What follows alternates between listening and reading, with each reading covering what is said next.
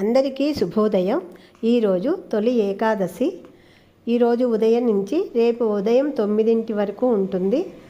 ఈరోజు శ్రీమన్నారాయణుడు యోగ నిద్రకి వెళ్ళే రోజు. ఈ ఏకాదశి చాలా పవిత్రమైనది.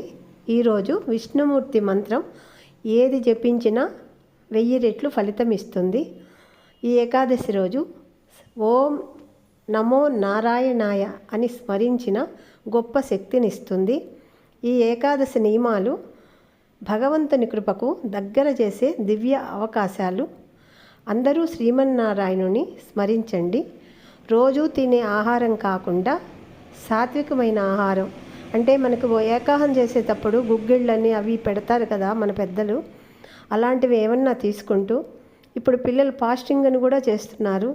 చాలా ఆరోగ్యానికి కూడా చాలా మంచిది. ఏకాదశి నియమాలు అందరూ పాటించండి, ఆరోగ్యంగా ఉండండి.